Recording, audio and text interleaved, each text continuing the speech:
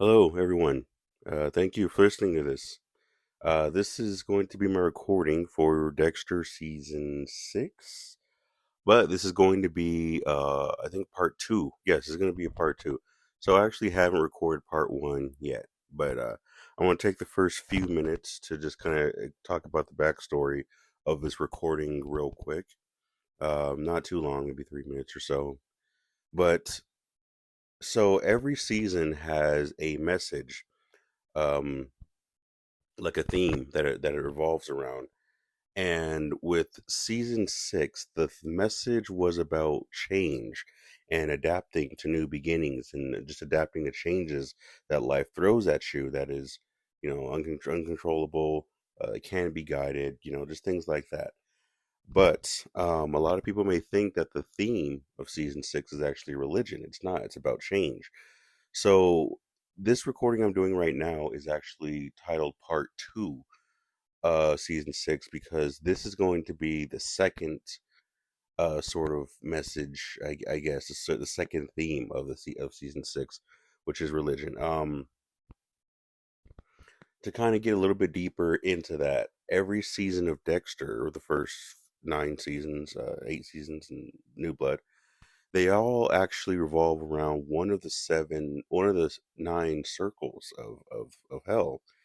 And so the sixth circle is actually heresy, and that is basically the twisting of religion, basically just twisting the idea of religion and making it into something more darker, more selfish in tone. So every villain of Dexter is going to reflect one of the 9 circles. So this season 6 is going to represent the sixth circle, which is about twisting religion and making it into something darker. So the villain strongly reflects that. So that's why it seems like the theme of season 6 would be religion when it's not. It's actually the protagonist's, I guess, protagonist theme. Um, I'm trying to remember what the first season was about. I know first season, I believe the first season was more about limbo and just getting to know Dexter. Season 2 was addictions. That's right. And then season 3 was about partnership and then family, healing, and then season 6 is change. So anyway, all right, my 3 minutes are up. So now I have not done my first recording for part 1 of season 6. So I'm actually jumping straight to, I haven't even done all my notes. I was actually going to do one season a day in the month of October for a Halloween recording special. Didn't happen. Today is June 20th, 2025, and I was supposed to do this October 2024. So just haven't had time to do it. All right, so let me get started on this. Okay, so forgive me if I skip through my words or if you hear my papers, because reading notes right now and skipping through the DVD to kind of look at the scenes to help me reference. But all right, so the first note. Okay, so sorry. So the theme of part 2 that I'm talking about right now is actually going to be about religion, because there was a lot of messages about religion and the journey of it. So this is going to be um, more on Dexter's, I guess, path of or ideals of that subject. I'm only going to go through episode 8. That's the only time I found any positive messages regarding religion. Yep, episode 8. And I'm also going to talk about some Easter eggs. I should have said 5 minutes instead of 3. All right. Okay, so for my first note right now, I wrote, "It's not just about you anymore. You have to think about Harrison." So, in terms of religion, Dexter had to think about Harrison's future. Now, a lot of times when we think about religion, we have our own thoughts about it. We're just like, I don't know how I feel about religion. I don't know how I feel about God and all this stuff. And thing is, we have our own journey through that, our own personal journey with that subject. And whole relationship with God and all that. So, but when you have a child, even it doesn't even have to be just about religion. It could be about some other type of subject or set of rules in life that, it's not just about you when you have a child or someone to take care of or when you are a mentor to somebody. You have to think about when you're raising somebody, you can't mold them into who you are. You have to really have an open mind about what they may want to do, how they may think about those kinds of things, stuff like that. Even if you may not understand it, your child may have a better understanding of it, and it may enrich their lives.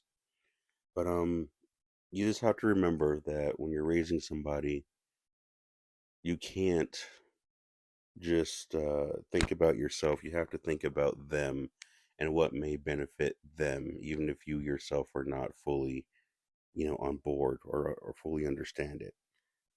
Um, so yeah, I wrote that down for my first note. My second message or note that I wrote is symbolism of sacrifice. Okay, so I guess what I really meant by that, I wrote this so long ago. I have to kind of put my head back in that space again. But the symbolism of sacrifice, so there's a lot of dark imagery, especially in Jesus' sacrifice on the cross and everything. There is a lot of disturbing imagery. There is a such thing as surface level, but then there's also depth, psychological depth, psychological surface, and then psychological depth. Just to sort of, give you a feel of what I'm trying to say. So in psychological depth, when a lot of times when people talk about religion and stuff like that, especially like back in the day, but and now somewhat now, a lot of religious context or talk, especially in Christianity, it gets it penetrates into the deep psychosis, the deep psychology of human. I guess like the primitivity, like the source of the human mind, basically. So a lot of times, a lot of religious context is actually meant to target the foundation of the human psychology. And what it does is once you get into the depth of the human psychology, a lot of religions and or a lot of Christianity is actually meant to find those deep psychological strings that are in the foundation of our mind. It is actually meant to give it some kind of guidance or actually poke at it or give it some kind of revelation through it.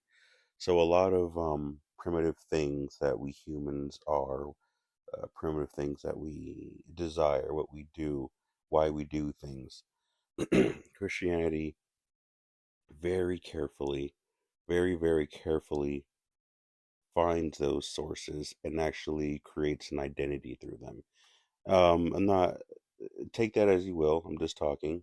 Some people take that negatively. Some people may take that positively, but some people may just observe it, what I'm saying, and understand that a truth is neither here nor there. It is just an option to how you would like things to develop.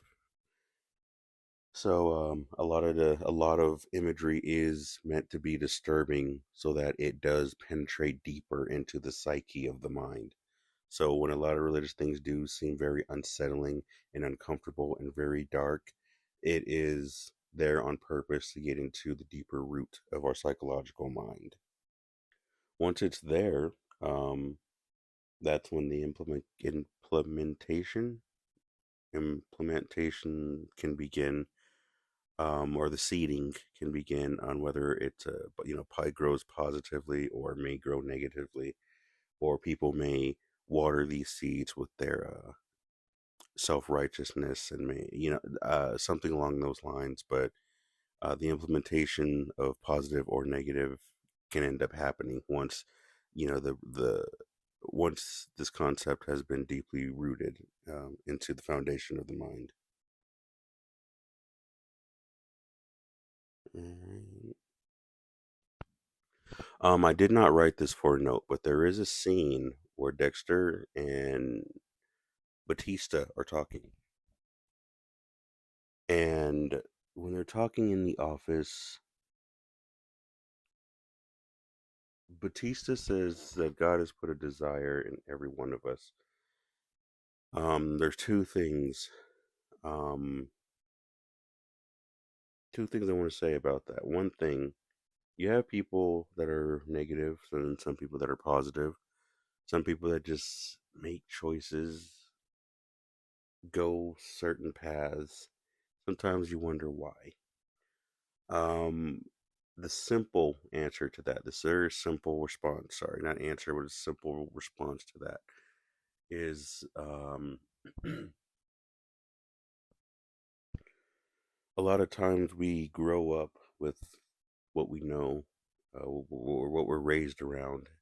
Sometimes we don't think what we're doing, who we are, is wrong, and people tell us it's wrong, and we're just like, well, in that case, I don't care if I'm wrong because I'm this way, blah blah blah. But I don't want to trigger any kind of mental, relationship people may have with that line, with that concept I just said. So what I mean by that is sometimes people are always negative because that's all they know how to be. Sometimes people are positive because that's all they know how to be. And it's not so much that some people are bad or some people are, it's just that may be the only thing they know how to do. And sometimes they've never been taught how to be happy. They've never been taught how to smile. They've never been taught how to be, in a sense, that positive person, or that perfect positive person, or how to accept being positive, or to speak positively about themselves or to others. And the fact that they don't really know that can sometimes be misleading to how you see their character. You really have to think about it. How does one person become positive or make all these good decisions if they've never really known how? Like, if someone's not used to being positive, what makes them positive? What's that thing inside of them that makes a person good by nature? And if goodness is in our nature, then what is it in the world that turns us to the darker side, that makes us turn away from that side of ourselves? There is something in human DNA that is more on the loving, caring side, and it's there naturally, and we seem to have to evolve into these negative beings, into these darker beings. A lot of us do. But it's just all of it is it's just in our DNA, and just different things bring it out in us, and it's very hard to really explain what this is. But the main thing I'm trying to say is, what is your motivation for being a good person, or what is your motivation for being a positive person if you were never taught those traits, or if you don't naturally feel it within yourself? What is your motivation to do it? And what is the thing that allows those traits to be motivated in the first place? Where is it within our psyche to where we can exercise those kinds of characteristics? And if we do exercise more positive characteristics, well, what makes them very likable? What makes them, you know, uh, in their own definition, powerful or more favorable? The second thing about that conversation that they had, Dexter and Batista, Batista said, God has put a desire in himself for all of us. Everyone is a piece of God, a piece of God's information, a piece of God's observance of himself. And we are all different codings, different codes of God's psyche, his psychological, his psyche, his mind, and the interactions that we all have with each other is just the interactions of God's psyche communicating. We're all connected in a bigger hive, and we're all just fragments and pieces of a bigger whole. Whether we do something that's darker, bad, or light, more righteous or whatever. We're all still pieces of a bigger whole God. And the evolution of what God is capable of doing is put in all of us. If something is to be unlimited or eternal, it has to overcome the limitations of, how to get there. Like, if something is to become immortal, then it has to overcome mortality. Something is timeless, then it has to learn to overcome time, so that way time cannot dictate it or rule it in any kind of a way. You know what I mean? You know what I'm saying? If one is to tame life, they have to overcome life. You know what I mean? So you have to be something in order to overcome something. And so in the beginning, when, God says, when God becomes a realization of itself, then there is a process of unlimited outcomes and things happening that just represent, okay, if God is unlimited in every aspect, then that means there had to be limitations. The limitations that God overcame to become limitless, we are those limitations. We are basically that we are those desires. We are the pieces that evolutionized God into what it is. And I know that's weird to say because everyone's like, "Oh, he's immortal. But yeah, but at the same time, time is still something that exists in a sense of change, and points when things alter is basically how you define change or time.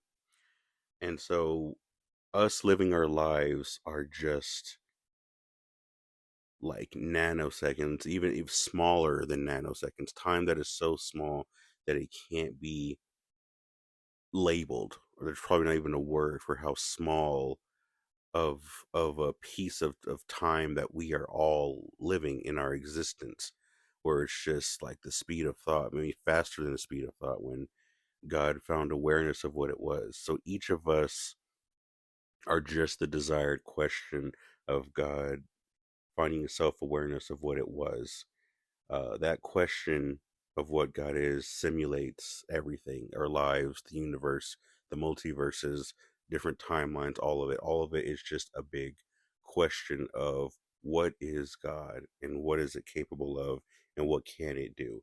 And that is what all of us are living in every single day of our lives. And it is why we are so obsessed with trying to figure out the secrets of life, and we're always trying to exist in the question and not in the answer, because truth is we already know the answer, we already have the answer, we are the answer. But we constantly seek what makes us, we constantly seek that question. So in that scene, when Batista says that, God has put a desire of himself in each and every one of us, that's just the more complicated answer to what Batista was saying. I guess a more simplified way of saying that, answering that question, is um, each of us has a purpose on Earth to do something, and whatever that purpose is, God gave it to us into our souls before we were born, before we were incarnated. And if we listen to that light, we listen to that voice, then we are able to carry on God's legacy for what He has, for what He put us on this planet for. All right, so moving on from that, like I said, that wasn't in my notes, but felt like it just came to me. Anyway, the next part of my notes was actually in that scene. This was the last note for episode one, which is, yeah, it's about faith, something that's hard. Faith, something that's hard to put into words. I don't want to. Okay, so yeah, faith is. It's hard to talk about what faith is because people have strange relationships with faith, with the word. Some people are like, oh, I have faith that I can jump and gravity won't pull me back down. won't push me back down. And they jump and they say, "Oh, my faith was broken." So you have some people that are like that. You have some people who are like, "I have faith that I'm gonna get this job opportunity," and then they said, "I have faith in it," and they don't get it, and they're just like, "Oh, my faith, darn it, that sucks. I really wanted that. I put all my faith into it."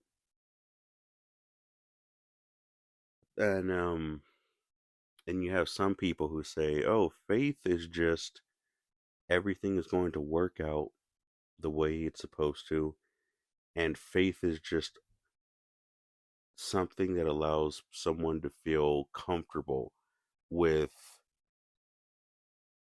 any kind of possibility, or it makes them feel comfortable with knowing that whatever is going to happen, and it's okay, that everything is going to be fine, that there are things that you may not understand, that we don't understand, we don't have control of, that we can't see, but all you could do is, instead of trying to control everything and control everyone and try and control these circumstances, there's always going to be some force that causes the situation to be out of our control. And sometimes having faith is to say, okay, there is this force that is bigger than me, and whatever it is, I just have faith in it doing whatever it needs to do, whatever needs to be done.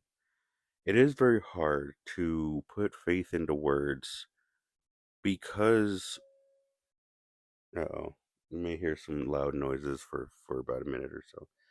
But it is hard to put faith into words simply because words themselves hold energetic meaning to them. When we hear words, when we think of words, when we try to express or communicate words, there is an energy behind it. And sometimes that energy that we feel inside, we want to project it outward. And sometimes when we say words, the words, or even the language that we speak, but the language or the words that we speak are the closest thing that we have to trying to convey what this feeling is inside of us. And sometimes there may be misfires or it may be inaccurate. So you may think that in one language you could say one word, and this word can have a meaning, and then you say a different word, and this different word can have one meaning, then you say a third word. The third word can have a different meaning. But in one language, these three separate words actually mean the same thing. And so the energy or the meaning behind all of these words can be very diluted depending on the language that we speak. Uh, so when you talk about faith, faith could, in itself is an energetic, and it has an energetic energy to it, an energetic frequency to it, an energetic uh, blueprint to it. And when we try to talk about faith, it's like, what is faith? Okay, let me tell you what faith is. And then we have a whole sentence, maybe three sentences trying to explain what faith is. And it's like, okay, so the paradox here is you're taking one word, but then to dissect that word, you have to speak a whole sentence, maybe multiple sentences.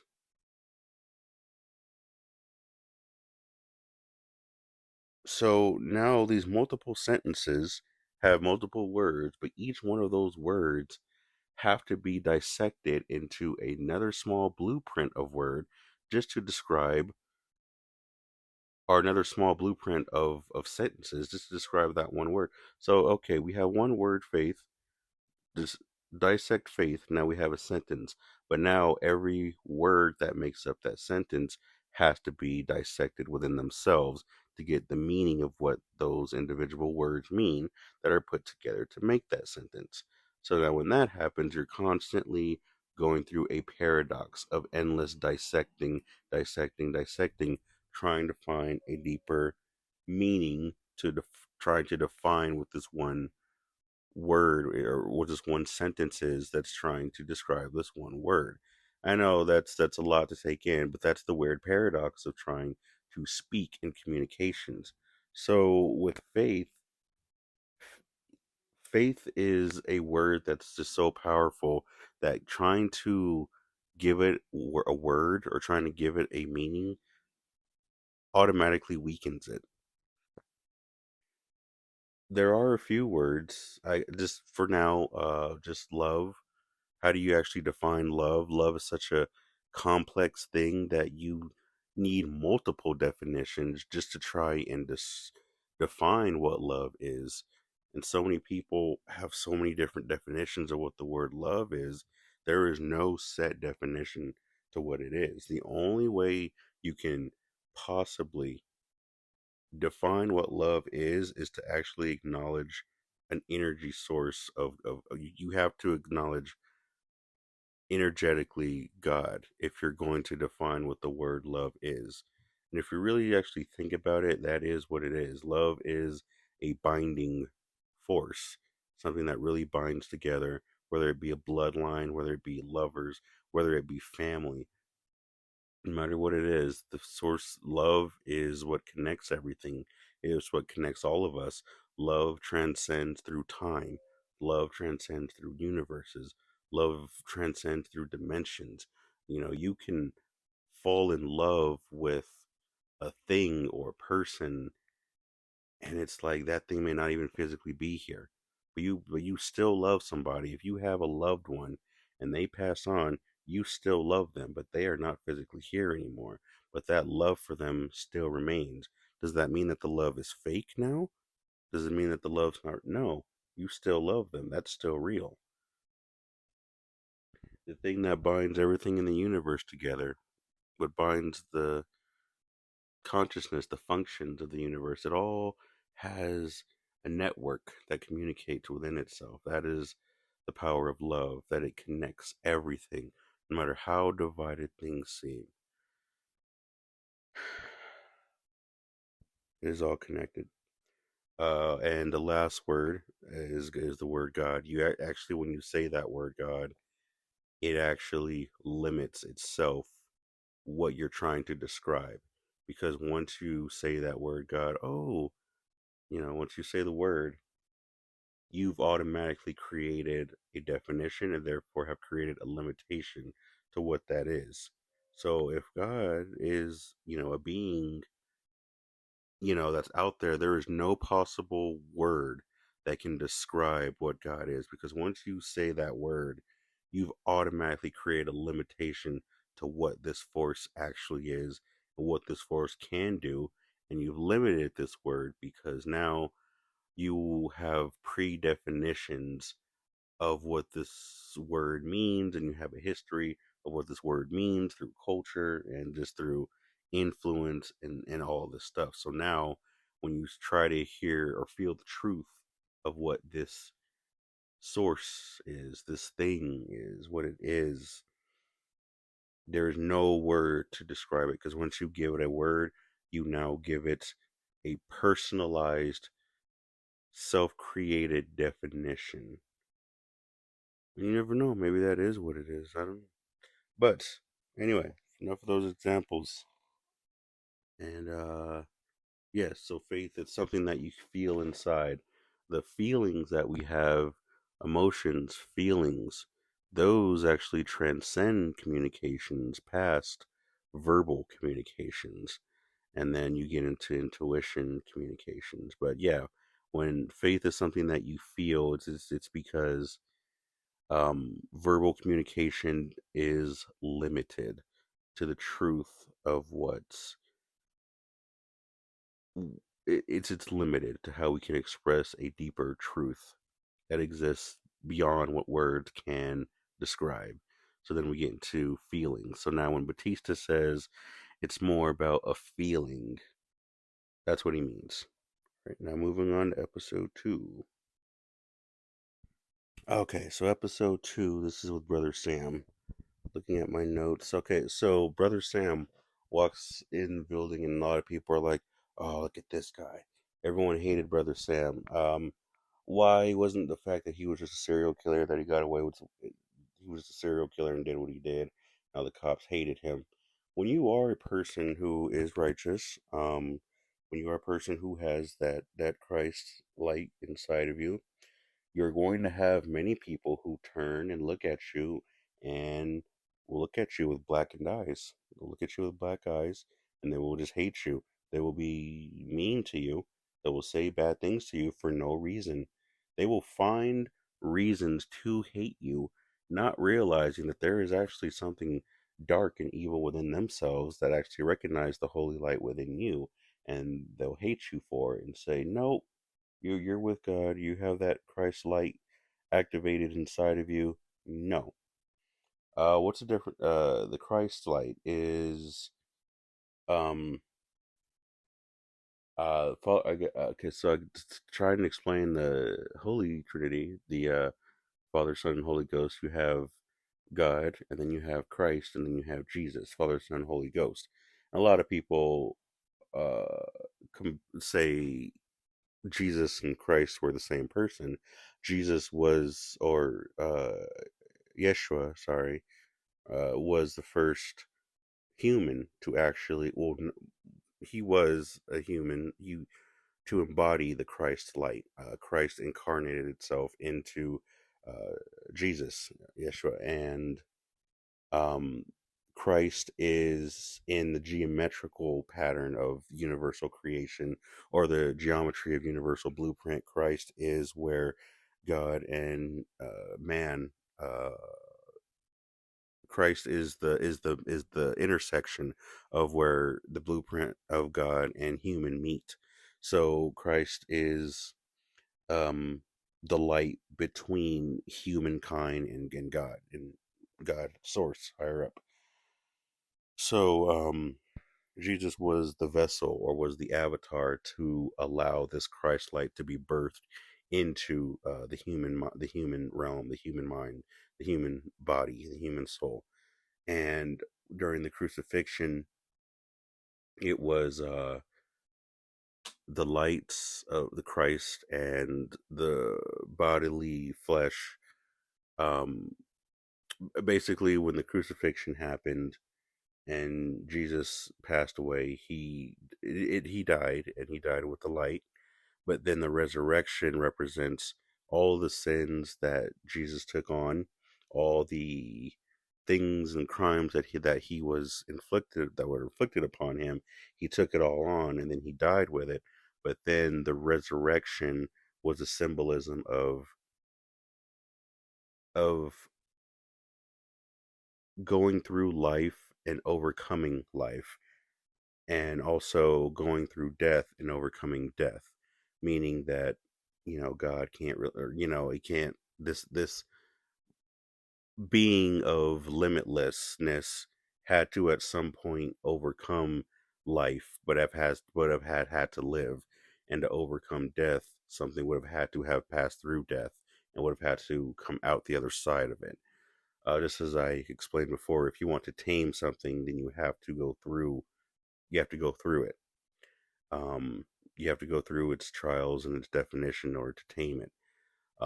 Same as ourselves, going through the trials of ourselves if we are to tame ourselves.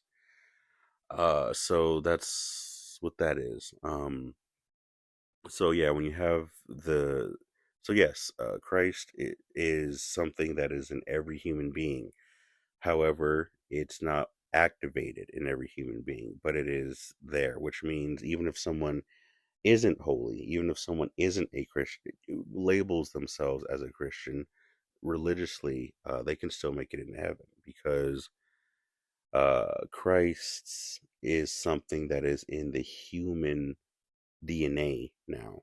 So if you want to live a life with the path of Christ and the path of God, then that's when you pursue the Christian way, and then you have that relationship, and your life evolves with having the relationship with God, and that's when the light gets activated, and then you become a warrior of God. You become a soldier.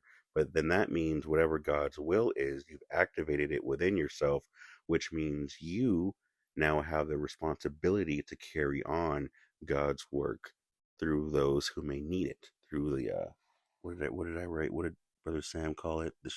The flock. Yes, yes. You become the shepherd watching the flock. So taking on. So yeah, God will call people and say, "Hey, I'm calling you to walk down this path with me." And then you walk down that path, and whatever it is, it is. Whatever your relationship is what it is. Some people are not called to activate the Christ light within them. Some people are called to do God's work on earth and not know that they're doing it and not have the Christ light activated. That is, again, something that you don't necessarily need to get involved with or judge, or you know what I mean, unless God tells you, hey, that person, then okay. But yeah, so that's just to kind of explain that, the whole Trinity thing. And so yeah, so when people look at you, and you have the Christ light inside of you, the Christ light is active. Sometimes certain levels of trauma can even activate the Christ light. Also, pain, trauma, PTSD, especially in younger people, can be the awakening that allows the breaking of the structure, and it allows the light to break through. It's like being stuck in a house or a box that's dark, and there's light all around the box, but there's no light inside because the box is closed in. But when PTSD or trauma happens, then the box will crack, or the box will break, or the box will have a hole in it that represents us, our soul. And once there is a hole, in our psyche, or there's a crack in our psyche or a slit, then the light will start to shine through. That is, how the Christ light is activated through trauma. Um, I don't want to. Anyway, there was a TV show. There's a few TV shows that talk about that how trauma activates God's will within people. But yeah, hopefully I kind of explain that like clean enough, I guess. um, Hopefully I think I'm done. Yeah, yeah, oh yeah, right. So yeah, so when people talk bad about you, when people look at you funny or weird, or they try to spread rumors about you, just know that that's a spiritual attack. That's attack of the enemy. That's attack of dark forces.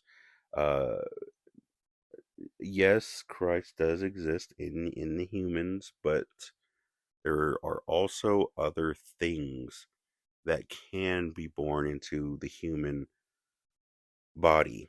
And these people, there are people in the world who are actually born as humans but are actually demons. There are people in this world, not, it's hard to say all. So some people in the world are born, some demons are born in the world, some other beings are born in the world, and they just look human. And sometimes we look at people and they're like, you're down a bad path and I want to help you out. It's like, no, don't do it. Don't. You have to wait for the light to guide you where you need to go. Because if you see someone on a dark path and you try to forcefully help them yourself, you have to be careful, because sometimes people on a dark path are on a dark path because their mission is actually to destroy the light in this world. Some people don't really have that choice. Not all the well, seemingly may not always have the choice, because they came down here, and they came down here for the purpose of doing evil or bad things. And a lot of times they know it and they just keep it to themselves. And they act human, they talk human, they walk human, and they may not be. And that's kind of a dangerous territory, because everyone's like, everyone deserves a chance. But it's like some people are here for you to feel sorry for them, so that they can have access to your light and then destroy it, and make you no longer be kind, to make you no longer want to spread your light, to make you no longer want to let love in. And whether you were this loving, kind person before, you ran into someone who was the enemy, and that enemy hurt you so bad that now your light is dimmed, and now all you do is see darkness. All you do is walk in darkness, and you're on edge all the time, and you want to attack people all the time.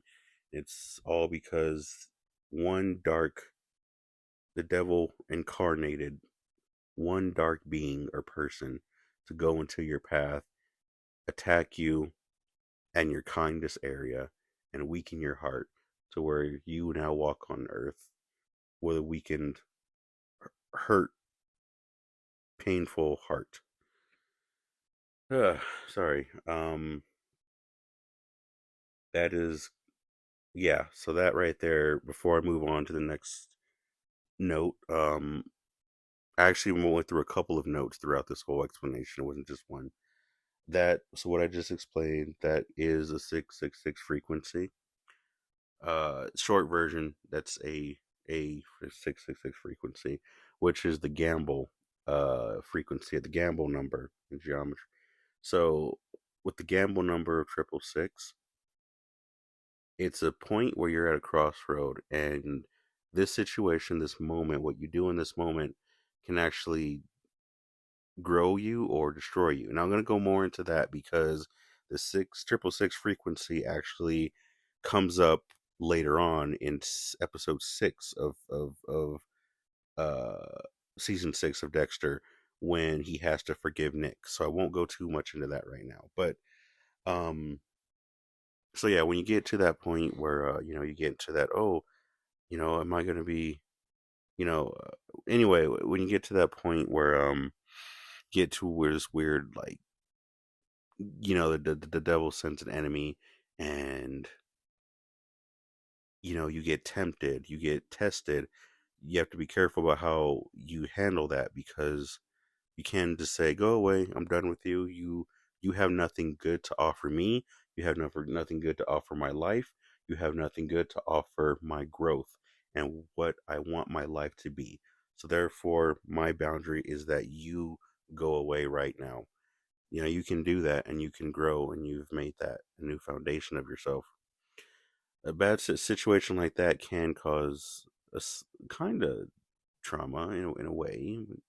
I don't want to really say that because not really, but yeah, you can have that empowerment and create that boundary and say, you're here to test me, and my test is in my strength. My result in this test is my strength. So you go away. um so yeah, when people are mean to you, it's because you have a light inside of you, and that light will always be attacked by dark forces. So just know that when dark things are happening around you, it's just darker forces trying to take your light away. Um, and yeah, trust me, once your light is gone, those dark forces will end up leaving you to die. Oh well, I just tore 3 pages out of my notebook. Wow. Anyway, all right. Now the next notes. Went over that. Went over that. Went over that one.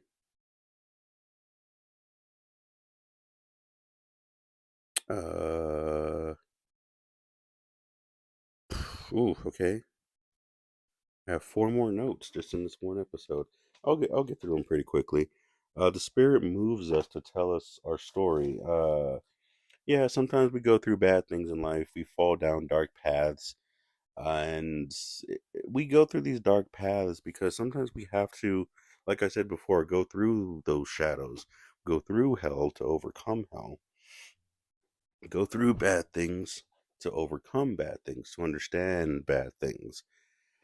Um, Once you go through a certain kind of darkness and you come out through the other side, well, now you can recognize it in other people, and you can help guide those lost souls. You can help people that are lost in so many ways.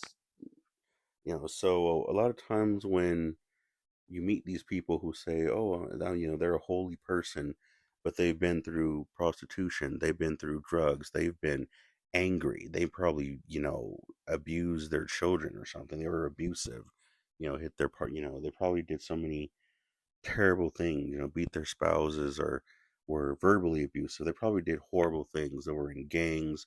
They were murderers. They probably did so many bad things or lived horrible lifestyles. But then at some point, they found God, and they were like, hey, God delivered me from this. That speaks a lot of weight to it. But yes, it is possible for people to change. Some people are in darkness and they are meant to be in darkness because they're meant to overcome that darkness and later on become soldiers for God. There are people who are chosen from birth, but there are also people who are so lost in darkness they don't know that they're lost.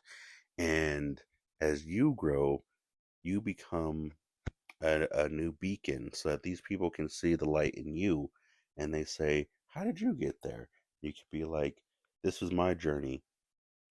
And sometimes you'll be, this is my journey, this is what saved me. Sometimes you can be put in a spot or a position where you're just sitting at a bus stop and someone sits next to you and they could just be covered in blood or something. And you'll be like, yo, they'll be like shaking. They're just like, yo, I just did something bad. I did something terrible. And then they'll be like, tell me, you'll be like, tell me about it. Well, what's up? The person who's covered in blood will be like, I just went with my cousin or with my friend, and they said we were just gonna scare this person, scare this dude, and it got out of control, and then someone ended up shot and murdered, and I didn't mean to kill nobody, and I'm stuck now, and I'm scared, and you could be like, yeah, it's all right, the devil tried to pull you into his world, but now I'm here. You're at this bus stop, and you're here talking with me, and God has changed my life in so many ways, and like that in that moment, God puts you in a spot, in a position where your testimony had to be told to that specific person. Now, and once you told that person your story, it helps them, and they're just like, "Oh, snap. What?" And it affects them so deeply that they now allow that God light inside and activates the Christ energy within them. Um, Now I know I'm using a pretty harsh example. I That's just how it is. It's a show about a serial killer. So I'm only speaking from the religious point of views or points that the show talks about. I'm not. So Brother Sam was about that life. And um, so yeah, God will move you and put you in places where you need to tell your story. Sometimes you may say, "Hey, God, I want to live a good life. I want to be rich." Then you're poor. You're moving. You're being put in different positions in life, being thrown from job to job to job. Most likely because you are meant to walk amongst the souls of the lost, because you may be the only light that they will ever be able to see or have. You know what I mean? So sometimes you're put in dark places because you are meant to be a light, a guide for these lost souls. So yeah, whenever you're put in certain positions, just trust. When you are a soldier of God, just trust. Like, oh, maybe I just need to be me. Maybe I just need to be myself. Just be happy. Maybe you don't even have to be aware of it, but just be the best version of you. And just being the best version of you may help others be the best version of themselves. You may not even know how much you've saved a life. I know somebody. I could tell you right now that I've met a few strangers in my life. Never even strangers I've never even met, actually, who have looked a certain way, who I've been standing in line and they walked up to a teller or the cashier or something, and they've said, "Hey, something something something," and something that this person said or did, or they got a phone call and they said something to their wife or their husband, and it was like, I've never heard that before. The energy that this person just spoke to the cashier or to their spouse or whoever, I've never felt that energy before. And then they would just be like, all right, talk to you later. And they'll hang up their phone, tell the cashier thank you, and walk off. Never seen this person ever. Never ever again. But this one sentence, this one thing that this random stranger said completely changed the way I viewed life, completely changed the way I loved myself, changed the way I felt about myself. Sometimes even reminded me that I am capable of love, capable of accepting love or being loved, or love still exists. Like love is still a thing that I want to fight for. Hoping is something I want to fight for. But there can be that one stranger that's there at that particular time who doesn't even know you're there, doesn't know what they've done, and they've completely reshaped your life for the better. Don't even know who you are, couldn't pick you out in a line, couldn't remember how you looked, how you smelled, anything. I'm sure all of us at some point have met that stranger. Um, all right. Yeah, so the spirit will move us to tell our stories, our testimonies. Um, when you are being a changed man, when you are a changed person, when you've gone through what you've gone through, we are still symptoms of the energies that we carry. We are still symptoms of the frequencies that we hold, the energies, the vibrations that we have, the frequencies that we've obtained, that we are. We are still the expression, the side effects of it, the symptoms. So when we go through so many things in life, we express it as we are the symptoms of the experiences and energies that we hold and that we carry. A lot of people will say, "Oh, you've been through something so bad, but it doesn't define who you are." Well, that can be seen where something bad happened to you, and you say, "I'm not a victim of this trauma." At the same time, you can go through the same horrible thing, but you can find more strength within yourself that you never knew you had unless you went through that bad situation. That's still you evolving from a circumstance. And that's still you embodying an energy or frequency that wouldn't have been there unless the situation happened to you or toward you or for you. You know what I mean? But it depends on how your filter is. Your internalized filter is whenever situations come at you, when situations happen at you, your filter changes the meaning or the definition of how these energies affect you in your development. So if something negative does hit you, if your filter is automatically set to purification, then any bad thing that happens to you is automatically going to be programmed within your DNA to turn it into a strength. That is the importance of learning the internalized filtering within oneself. You can take the dirtiest water and put it into a filter, and it will be drinkable. It'll be nurturing, nutrients.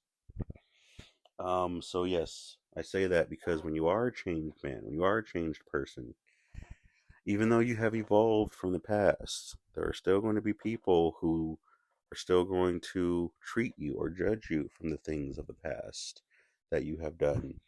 You've moved on.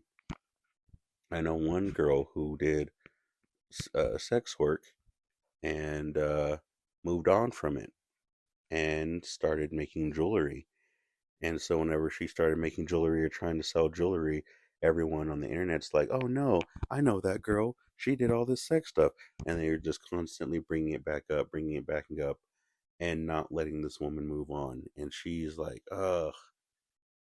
So when you do change as a person, which, like I said, the two themes of Dexter season 6 are change and religion, but this goes with both of them, which is, when you do change, you do become more of a righteous person or turn away from that dark side and you do become a light person. Uh, the actions of your past are still going to follow you. Now that doesn't mean, oh, this person did something bad, so I'm gonna keep making fun of them to keep their past going. Like, don't do that. Like, like people sometimes choose to constantly make people leave people haunted by their past. Don't do that. Just don't be that person. You don't have to be that person. But yeah, when you do change and you become better, you are going to have constant reminders of what you've evolved from, and they may be uncomfortable and they may be unsettling. That's just a symptom. Just know how to handle it the way you need to handle it. Just know that you are hope, that you are hope for something bad happen, and it is possible to change into something better and to become something better, and you are an embodiment of what that means, and you've completely reshaped an entire identity of the human mind, of the human experience. That's amazing. Um, the next one at the end of this episode, Brother Sam says, "I'm not afraid. I know what's waiting for me on the other side. You gotta have faith, brother." I wrote that. Yeah, when you meet God, when you do get to that gate and get to that point, and you do see God on the other side, you're just like, "Oh snap! I feel this." There's something inside called fight or flight, evolution, de-evolution, whatever, evolution, whatever. Um, sink or swim. Uh, yeah, and yeah. So basically what it is there's a so the best movie that I can kind of reference right now is the Saw universe, which is the whole idea, the premise of Saw is this crazy person thing gets people and puts them into these traps, these life-threatening traps, and he says, and gives them a tape recorder, and he says, "Okay, this is going to be a trap that you're in, and now you have to survive this trap. Here's all the instructions on how to do it. You do it, you do all of it, and you do it right, then you get to survive the trap and you get out in time and you live the rest of your life rehabilitated. But if you fail this test, then the trap is going to end up killing you in some way. So figure it out. You got a time limit, go." That's basically the premise of Saw. So the idea of that is those who didn't make it, who did die, they get a piece of a jigsaw puzzle piece carved into their skin or their body, and then eventually the detectives find the body, and that's how they end up, taking the evidence, taking the pictures, and saying, "Oh, well, I guess he calls himself the Jigsaw Killer," and all this stuff. So the deeper symbolism of that what that means, the puzzle piece is there's a piece of the human mind or human evolution that stopped his people, subjects he calls them, from evolving into something more than what they can become, and instead they chose to sit in fear or sit in stagnation, and it ultimately killed them and destroyed their soul. And he physically gives people a representation of what that means, and that's kind of the whole twisted ideology about that movie franchise. So with something like this, with not being afraid of what's on the other side, when you get into these situations where you get into that weird, cross space, you can see God on the other side and be like, oh, I've seen what's on the other side, and that's where I want to go toward. And then you kind of get out of the trap. Psychologically, we move on from our trap, and then we say, I've seen God, and I know what's on the other side of this situation, and that's what I want to work towards. So now the rest of my existence in this moment, I know what's on the other side for me, and I know it's God, so I'm not scared. I'm here to do what I need to do, but I know that when I die, I have this feeling, this inside of me that constantly echoes in the back of my head. When you get to that crossroad, you are going to go upward. You are not going to fall backwards. You are going to be pulled up, and deep in your heart, you feel that, and that's true freedom. That's true freedom.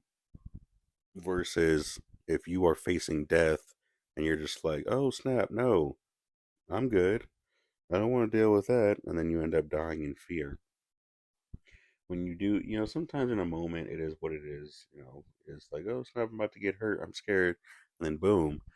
But then when you like, "Oh, I'm facing death right now," and it's like, no, anyway, I don't want to, but in this case, Dex brother Sam was not scared because he knew that God had him on the other side, and he knew that if God takes him and God wants him to go, he accepts it. He accepts that light. Those people who call themselves saved knows what that means. It is a feeling of certainty. certainty, something that separates us from machines, certainty, truth, faith, you um, the soul, the soul. Uh, but we don't have that, and as Jigsaw would say, the missing piece of the puzzle. That means, uh, we're afraid because we don't know, we're uncertain of what's on that other side. But when you have God, God tells you, hey, I'm on the other side. And you just know it. You're just like, cool. So I can live the rest of my life happy now because I know at the end of it, there's going to be something big waiting for me. Many people in this world know what that is. They don't know. They don't exactly always know how to handle it, but they know what it is. Um, yeah, God puts us where He wants us to, and then He works through us. There are times when when God will, when we will be in a situation and we'll be talking to somebody and they need us, and God will actually start to take over how we talk or how we think. Sometimes we'll say something, and sometimes we'll even be Christians. Sometimes we'll be religious people. Someone will ask a question about God, and sometimes as Christians we'll be like, religiously labeled Christians. It's weird to say that because Christianity is actually a species. It's not a group or a religion, but anyway. Anyway, so sometimes we'll be in a position, someone will ask us about God, or someone will ask us about something, and we'll be like, oh, okay, and we'll casually tell these people something, and we'll casually talk, and then before we know it, we've said something or we've done something that is like way out of character. We've said some things that we normally wouldn't say, and we've like helped this person, and we've talked about God in such a way, and we're just like, did I say that? Why did I say that? It helped this person, but what possessed me to say that? I was here. It's like it just came out so natural to me. But then afterward, you think about it, you're just like, why did I say these particular things or words that this person needed to hear, but it was something that I normally wouldn't say or do? Um, yeah, God will put us where we need to be, and then at times God will actually talk through us when we won't even know. Sometimes afterward we'll know, we'll realize, oh, okay, okay. That's it for episode 2. Episode 3. Um, okay, so I don't know if that's a 4 or if that's a scribble. So I guess these next set of notes are episode 3 and 4. This is a pretty long list. All right. Well, let's go to episode 3 and I guess 4. Okay, so this is. Oh, okay. So in this scene, Brother Sam tells Dexter, you should go see Nick's baptism, and Dexter was like, no, I'm not really about it. So Dexter was like, you should take a stand with someone whose life you helped turn around. So yeah, when you've helped somebody, when you helped someone turn their life around for the good, it's good to be there as a face to say, to be there, and they look and they see you and they're like, that person right there, that person talked to me and they helped me out. And every time I see them, it's a reminder of what they said to me and how they really helped me. And it's good to see their face. So now that I'm taking a next step in a direction, the person who helped me get there is right here next to me, supporting me. It means a lot, it means a lot. It means a lot to them, and it means a lot to you to see what you've done in the world, what you've helped create in somebody else. It's amazing. It's beautiful. The next note, if you do find God. Oh yeah, if Brother Sam invites Dexter to church, and Dexter's like, I don't know, and Brother Sam's like, "What, are you afraid you're gonna catch something?" He's like, it's just one Sunday. If you find God, there's a lot worse ways you can spend your evening. So yeah, if you do give God a chance, give church a chance, or something like that. Um, sometimes giving something a chance, you may say, I'm not really about that life. I don't know if that's for me. I don't know. But sometimes there's a lot worse ways you could spend your day. You could spend your day, mad, miserable, doing nothing, upset, doing nothing in a bad way, as in you're just feeling lazy and blah. Not doing nothing and relaxing and rejuvenating. There's a difference. And, sometimes it's like, well, I guess there are worse things that can happen, or bad days that can happen. And if someone's offering something new to me, it might be good.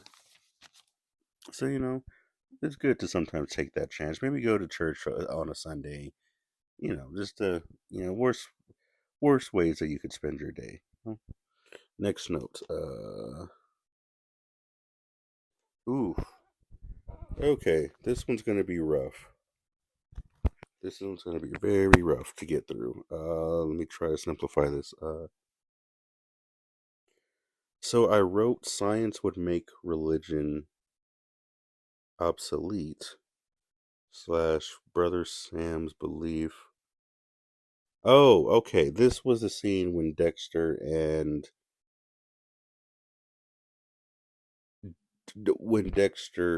brother Sam were on the beach talking. I might actually have to rewatch that scene. Actually, I remember. Yes, Dexter narrated. You would think that science would make obsolete. You would think science would make religion obsolete, but yet no, we're still here doing stuff, still doing things. This was, I think, this is episode 4, because this was when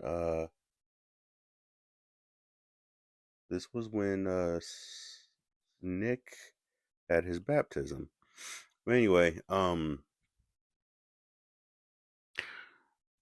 so yeah, a lot of people. So yeah, you would think that science would make religion obsolete at this point, but no, definitely not. Simply because I guess the best way to put it is the more we uncover science, the more we actually learn about religion, or how things are made, how things function. If, and No, religion is about the difference between religion and science is religion teaches us something that is beyond us. Science teaches us something that has created us. And that's usually what makes the two different. A lot of times people say, well, science doesn't support the existence of God. Well, science supports how we were created. But no, no, no. So a lot of people will say science doesn't support God, but the basis of science as a function is to figure out how the world works without the acknowledgement of God. So, right there, the source of how the foundation of science is how do you explain everything without giving any kind of recognition to if there is a being called God. So right there, people use that as an argument. Oh, science doesn't support God. It's like, well, the rule of science is to explain things without God being a part of the equation. So if you say, how do we prove the existence of God with a method that doesn't support the very thing that we're trying to prove? Like you see what I mean? Like, but no, look, science, referencing science and the functioning of science, the psychology of what the Bible says we are, the psychology of just God, all of it. It all are just reflections of each other. Just saying. Also, science is just a study of something.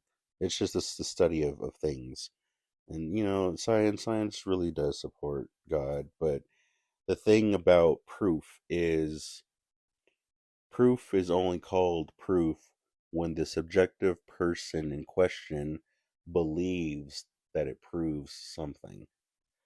Now, a lot of people can say no because you can have proof of this, this, and this. It's like you can have a lot of evidence of something, but it isn't until you have that certainty, or that certainty, that soul or whatever, that certainty that that's true, that all the evidence becomes what we call proof. But even with all the proof in the world, one piece of development, one new piece of knowledge can show up and completely contradict or completely make obsolete everything that we've learned, everything that we think that we know.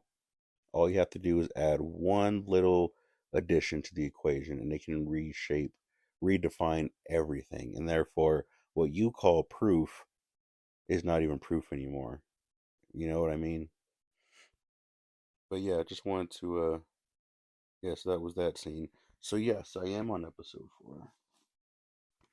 The next note is, oh, it's not about the dunk.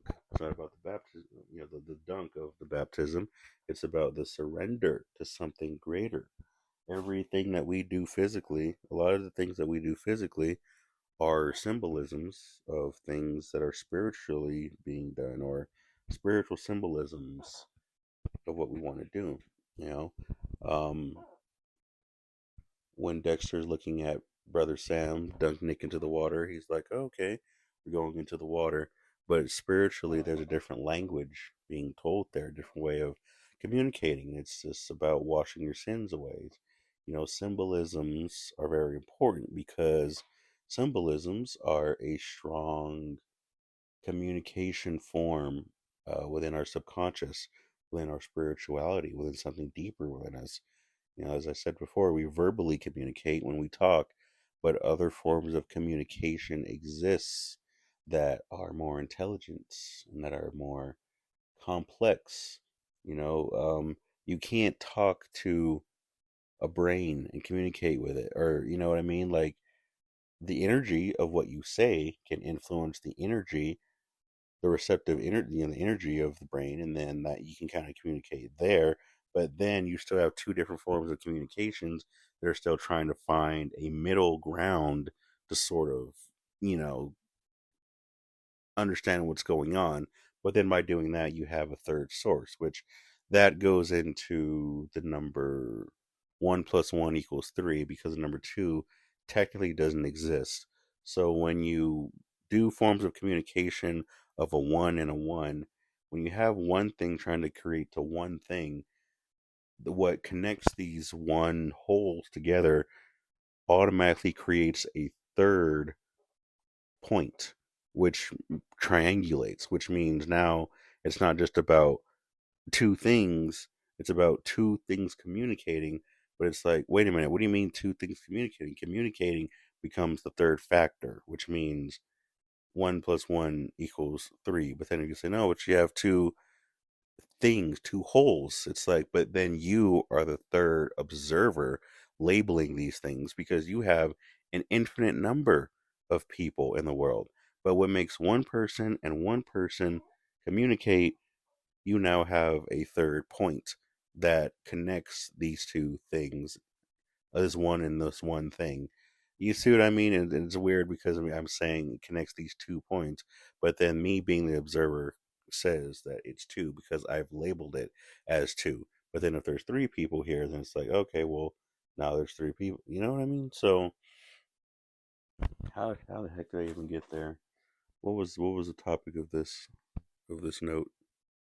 Oh yes, so the symbolisms are important because symbolisms help us communicate beyond what our words can. So uh, yeah. So symbolism affects our psyche. Um, the next note. Look at this, I'm already halfway done. Oh, so then in the same scene, that brother Sam says, do you don't believe that there's a God? You don't believe, you see the sun rise up every day.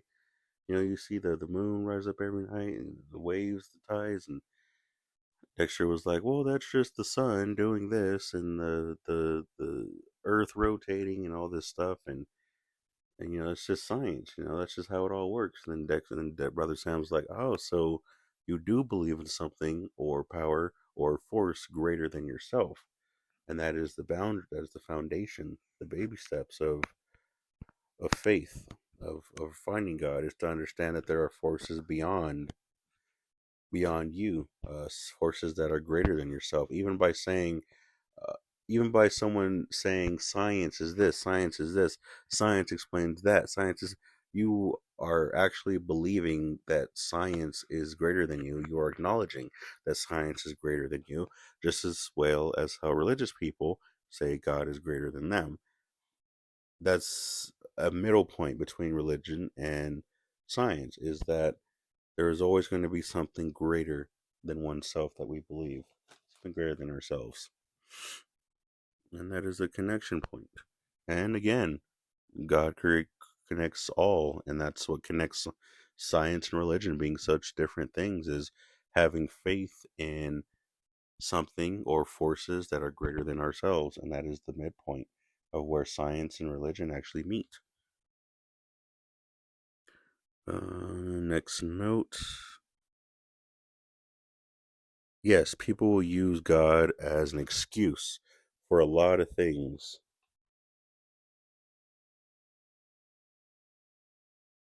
Um, People will use will use God as an excuse for a lot of things. And even though they would do all of these terrible things, and they'll say, "Oh, we're doing it in God's name and everything," it's like, no matter how crazy someone seems about something, no matter how crazy someone seems when it comes to being anti-God or believing in God or believing in science or believing as mythology or psychology or philosophy, something like along those lines. No matter how crazy someone seems about it, it doesn't mean that their faith is any less true or any less powerful.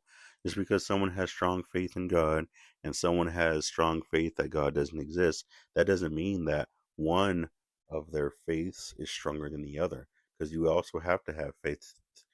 Anyway, so it doesn't. So anyway, it doesn't matter if someone believes in God or doesn't. Um, I mean, in a sense of, it doesn't matter if they do believe or don't believe. Their level of faith can still be the exact same potency. Um, yeah, it doesn't mean that their faith is any less real than the others, or the power or the potency of their faith is any less real just because they believe in different things, just because they believe in a different God or whatever, or a different set of rules or principles. Uh, yeah, it doesn't mean their faith is any less real to them. Um, so yes, as much as people look at religious people, Christians, and say you're all crazy for believing in God and blah blah blah, you have other people who are about certain ideals who have the exact same level of faith in their ideals, the same way that religious people do. And you have those exact same people who have the same level of faith in the development of science as religious people do. And all three of these groups have the same level of faith and in their beliefs. And yeah, sometimes it's hard to see that. And then they fight each other. It's like, well, you all are on the same page. But that's how most wars are fought. Most wars, especially psychological wars, are not fought because two sides oppose. They're actually fought because two sides agree to something, or two sides want the same thing, or two sides are the exact same. But that's exactly how why wars end up fighting. They fight over, wars are fought amongst the mutual, not amongst the opposites. You know what I mean? The mutual understanding. Anyway, it's and with the surrender, faith. Yeah, if you put your yeah. So people use God as an excuse for a lot of things, um, including a lot of self righteousness. And if you put your faith in the wrong thing, it can mess you up. Yes, if you put your faith in someone who is very misleading or does bad things, you can be misleaded and fall down a dark path and mess up your life and hurt yourself, get other people hurt. If you put your faith in the wrong things, it can mess you up and hurt you. So just be careful about where you put your faith, because you are always going to put your faith in something. If someone says have faith, you have your faith in something. You have a restful state of mind because of faith. That is just a natural thing. So you just have to know where your faith is. Is your faith in the world is bad, the world is terrible? That's where your life is going to grow. Is That's all you're going to see. That's how your life is going to develop. Whatever you have faith in is going to be the foundation in which your life actually evolves into. You have to be mindful of that and what that means. So when you have faith in something, you have rest in something. When you have rest in something, that means that is basically your recharge center. That is where you charge your life. And that is how your life is going to develop. That's going to be your soil for how your garden grows, or you grow. Um, Next note, almost done. Let's see. If what? Okay, hold on. What's this? If faith makes us crazy, what's the point? That's human nature. I would actually have to rewatch the scene. I would have to put my next CD in because I'm old school like that. I watch the DVDs. So in that note, let me try my best. Let me see it. If faith makes us crazy, then what's the point? Oh, okay. Well, it's human nature to have faith. That's why, as I just explained, faith does make us crazy, but at the same time, it gives us a sense of grounding and helps our life develop in a certain way. Even, yeah, faith is actually if you look at the chakra centers, if you're into that stuff, faith is actually the first chakra, which is about our foundation of how our lives develop and grow. That is faith. Yeah, which is weird. A lot of people may think that faith is a higher level of chakra, but no, it's a higher level of energy. Faith is actually a foundational energy. um, have you ever had a problem so big that you couldn't handle it on your own? Yeah, you're just wondering, how am I going to get out of this? How am I going to pay my bills? How am I going to pay my rent? My family members say, I can't afford this, or I really want this job. Have you ever just faced a situation that was just so big you didn't know how to handle it? Who did you look up to? Who did you turn to? What did you turn to try and help you out during this? A lot of times, that's the thing that we worship. Sorry, a lot of times that's the thing that we worship. That's the thing that we call our God, whether it is a type of food, whether it is a parent, whether it is our grandma, whether it is God, whether it is drugs, whatever it is we turn to. It can be a video game, can be a type of passion that we have. But yeah, when there was something that we couldn't handle, it was too big for us, what did we turn to? That's usually what we call our God, or how we act, what we call our God. Um, Let me see.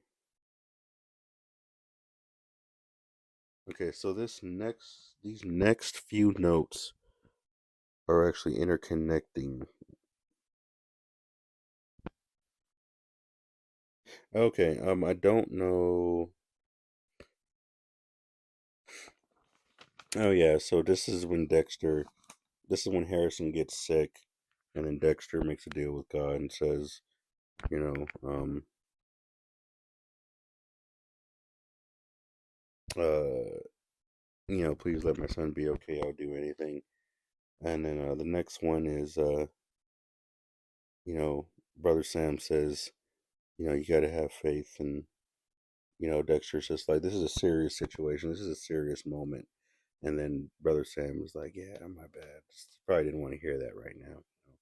And then Brother Sam gives his deep testimony in this scene. I don't even know what I can say about that. The scene speaks for itself. And sometimes faith isn't a game to some people. Sometimes faith is a way of life. It is how they walk in life. It is their shoes. It is their feet. You know what I mean? It's how they walk through life. That's how faith is for some people. So when the serious situations and moments happen and people are scared, they're freaking out, there's some people that are just like, it's all right, just have faith, it's all right. You may not understand what that means because faith is not something you can define. It is something that you can only feel. It is such a high it is such a very complex, it's such a high energetic thing that it is something that can only be felt. It cannot be explained. So when people say have faith, it'll be all right. You just have to feel it in your heart. When you have faith, when people tell you to have faith, then it feeds that part of you, so of you, and then you're like, okay, I need to hear that. Thank you. And it makes you feel recharged because when once you're really in tune with a healthy level of faith, and then people tell you about it, then you feel recharged and you feel like I can take on the world. But if you're a person who doesn't really have too much faith or you're not in tune with it, then when someone tries to talk to you about it, you're going to be more resistant and be like, what can I control right now? Who can I make feel lower than me right now just to prove that I'm right? And you may not sound arrogant to yourself, that's your mind process. And you look around and you try to talk down to other people, make them feel bad because someone talked to you about faith and your relationship with faith is resistant. So now that someone's feeding faith to you, you feel like, no, my resistance needs to be charged up to fight against this word fear. And then now that I have this energy built up, I gotta take it out on somebody else. That is a natural wave that the energy plays out. Um, yeah, Dexter's deal with God.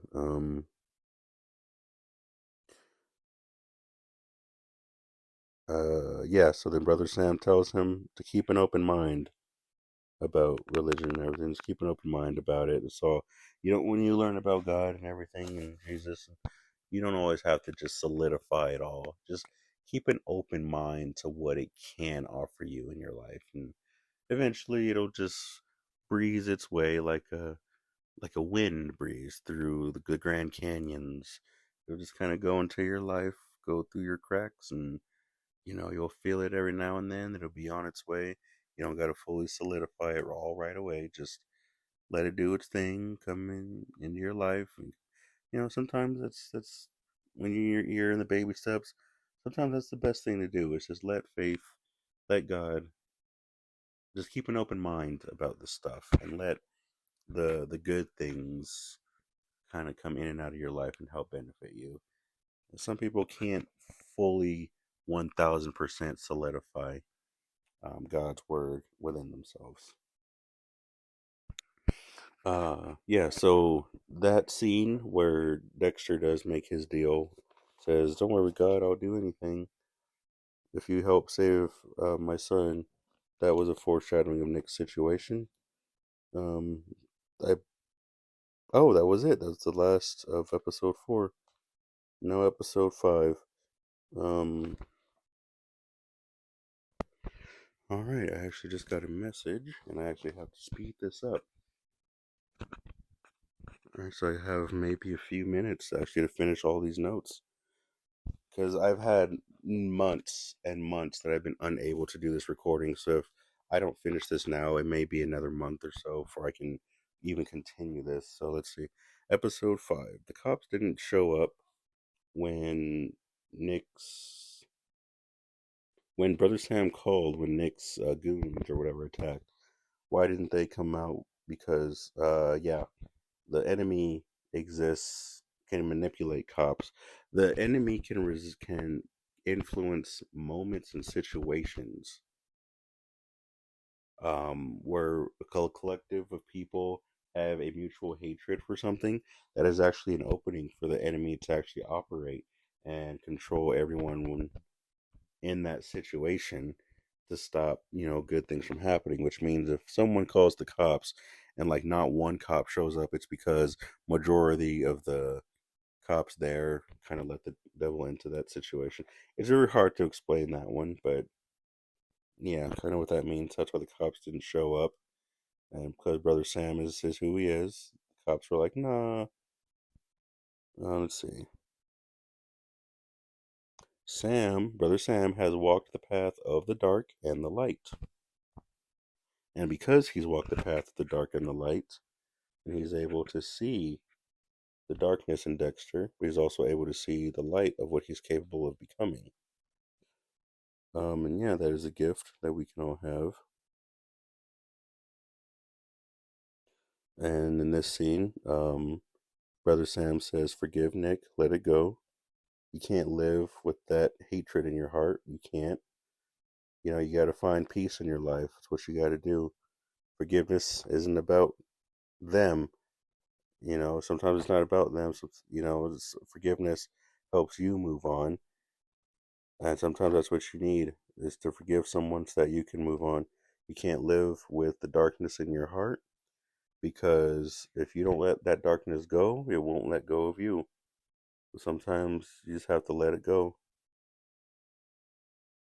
And that's what free will is. Sometimes free will is about getting to that fork in the road, getting into that crossroad and saying, okay, about the 666 frequency. 666 frequency is the gamble number. It's when you're put in a position where you have to make a choice. This choice defines if you are going to grow grow, or if you're going to revert, go back into the opposite. Whenever time the devil tempts you into a sinful path, there is always a risk that you are going to become stronger in God's spirit. So that is the thing about this 666 frequency is in this moment you're either devil's gonna tempt you and you're gonna fall, or devil's gonna tempt you and you're going to learn how to overcome that temptation and find a new power and obtain a new power in God. Um, Rawness of soul choice. Yeah, we're just what's the motivation of our choices? When we are at that crossroad, what sometimes a choice that we make at a crossroad redefines who we are. Sometimes it doesn't define who we are, it can redefine who we are. And yeah, so Nick's character in this show, in this episode, um actually represents crossroads and Dexter's spiritual psyche. So yeah, Nick throws out his full darkness to actually tempt Dexter's darkness, because in this moment, when Dexter is talking to Nick, this is the physical devil, Nick, and the spiritual God, which was the voice of Brother Sam. So Dexter is at the crossroads, at the fork of the road, and now he has the choice. In this moment, is he going to fall into the temptation of the devil, or is he going to find God, or choose God and choose forgiveness? In this moment, Dexter would have changed completely as an entire series. But sorry, Dexter chooses to kill Nick and goes into the dark side and throws him into the water. And then Dexter says, "There's no light in you. There's no light in me." By doing that, Dexter chose the side of the devil. If you know about the voices, those ghosts in Dexter's head, Deb represents humanity, and his ghost, the ghost of humanity, is still alive within him somewhere. Harry represents the code and guidance and father stuff. And in this scene, we have Brian Moser. Brian Moser is the character representing evil of Dexter, but he also represents Limbo, the first layer of hell. In this moment, Dexter does revert to his evil side, does revert to evil by killing Nick and choosing the devil's path and reverts. That is why Brian shows up. Brian manifests because Brian is a representation of evil within Dexter's psyche. And now Dexter is back in limbo. So, in order to really fully pull Dexter into the full side of evil, he now has to kill Jonah. This actually gets into the deeper psychology of the show. Every character in Dexter represents a part of Dexter's psyche. Jonah's character represents the young man who is in charge of breaking cycles of the father to the son. So, breaking generational curses or cycles is what Jonah represents in Dexter's mind. So, when Jonah's character randomly shows up in this season, it's not a coincidence. The reason why he shows up is because Dexter, in his mind, is now facing his evil side, which is Brian, and now Dexter has to make this final choice. Jonah's character representing breaking cycles means that if Dexter killed Jonah, Dexter killed any possibility of him breaking any of his cycles of his darkness or evolving into whoever he needed to be. He couldn't change after that. So when Brian was trying to tell Dexter, kill Jonah, he was actually trying to tempt Dexter into killing the part of his mind that can help him evolve. And therefore, the devil would have trapped Dexter's soul permanently into a state of evil if Dexter killed Jonah. So when Dexter went to Jonah and said, "You need to forgive yourself," and he leaves him, Dexter left that part of himself alive. His relationship with Jonah is Dexter's relationship with his ability to change himself and break his own cycles. And by sparing Jonah, Dexter gave himself the chance to move on and evolve. And when he did that, he moved on from his evil. And by making that choice, that is what remanifested Harry to come back because Dexter accepted that he still can break the cycles of evil within himself. Um, Forgiving oneself is also good too. Now, the last.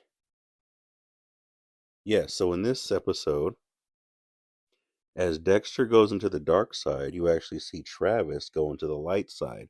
That is also another psychology of Dexter and Travis being one and the same beings, weird soul tie being. And one side is like, when one side is in darkness, the other side is in light. So when they're meeting and they're trying to get Geller and everything, that's Dexter in his psyche actually fighting, this whole devil figure, which, trying to explain all of that, I don't have the time. But you see this seesaw, this back and forth balance between Dexter and Travis, which is the more darker Dexter becomes, the more lighter Travis becomes. But the more darker Travis becomes, then the lighter Dexter becomes. And the two kind of like teeter totter each other in this weird balance of who am I? What's my destiny in this world? Who do I choose to be? What am I bound by? What God do I seek?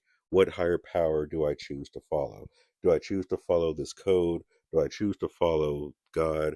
Do I choose to follow this dark voice inside of me that I call my God? That is the ultimate deep relationship between Travis and Dexter, which I wish would be, more talked about. All right, 4 more notes, 3 more notes, and I'm done. Dexter accepted the balance in his darkness and in his light. And once Dexter stopped teeter tottering between light and darkness, he said, maybe he's just a necessary evil, but he knows that he can't be doing what Travis is doing. He can't use God as an excuse to kill. He can't use anything as an excuse to do it anymore. So, as Dexter finds that balance within himself between his darkness and his light, and he becomes a gray figure, um, now Dexter has accepted a balance within himself. As Dexter accepts that balance and he kills Travis, he kills that part of self righteousness using darkness as an excuse for his deeds. You see that once his psychological mind gets to that point, he now has to deal with incorporating his new philosophy within his humanity. Deborah represents his humanity. So that is why in that scene, Deborah shows up at the church. It is because Dexter has found acceptance within the balance that he is both the light and the dark, and he understands that he is now the one who has to choose. So now that his internal conflict is over, now his new resolution has to incorporate itself within his humanity. Now, at this point in the show, we get the rest of the show explores Doc Dexter's psyche in his form of how does this new philosophy of balance and dark and light actually incorporate with humanity, and how do these things clash, how what needs to be sacrificed from one side or the other, how do these two internalized forces within ourselves actually coexist. And that is where the struggle between Dexter and Deb come in at. So now when we get into season 8 and season 7, we start seeing Dexter's resolution of who he is and what his role is and him being a necessary force. Now, how does he go on about life doing it? But now this resolution that he has conflicts with how his human side is. So now, yeah, so like I just said, now it's playing out in the relationship between Dexter and Deb, and that relationship is just the relationship he has within himself between his darkness and Deb. So that is why Deb actually finds out in this scene, in this finale, that Dexter is a killer because of Dexter's resolution, and now he has to face his humanity and say, okay, how is your humanity going to be affected by your new revelation? Um, so now season 7 is about love. Hopefully I can get to that quick. Um, oh, and that was episode 12. All these are all mixed up. I did write a bonus. Oh, I wrote two bonus notes that I wrote later on that were just mixed up to the episodes. That was the episode Sin of Omission. If you know that something is wrong and you choose not to do anything about it, then sometimes, that makes you kind of, responsible in a way. Now that's weird because I know earlier I said when you see something wrong, don't get involved, but like it depends on the circumstance, it depends on the situation. You just have to know that like if you know that you have a gift to like psychologically write a book and share this idea with the world to help people not hate each other. If you like so many people in the world hate each other, but if you know you can write a book that could possibly help people and you choose not to do it, then you're purposely letting those people fight amongst each other. And they may just be lost souls. They might necessarily be evil. Not talking about evil right now, just talking about a development in a situation. The evolution's always going to develop in one way or the other. Sometimes if you have a contribution that can help evolution grow in a better, more sufficient way, if you have a way to offer that and you choose to just let people suffer, then that makes you kind of a bad guy. It makes you on one of the sides, whether you choose or acknowledge to be or not. Every war, if you're involved, you are on a side. Whether you act or you don't act, you're on a side. Whether you choose or acknowledge or not, it's like if there's a battle going on and everyone's fighting and you choose to not do anything, all of those people that got hurt, you probably could have saved them. You being in that war probably would have saved multiple of those people, and you guys could have won. It's just that's the sin of omission. And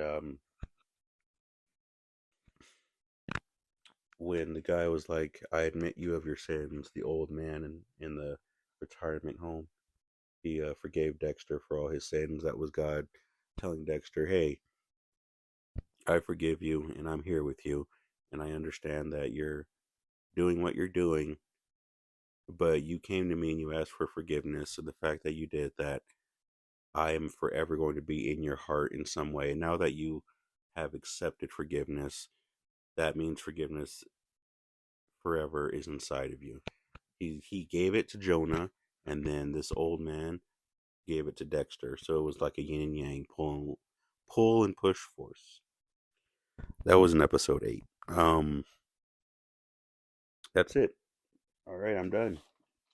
Thank you for listening. That was episode. That was season. Okay, cool. I'm still recording. That was season 6, part 2. Thank you for listening, and you all have a great day. Thank you.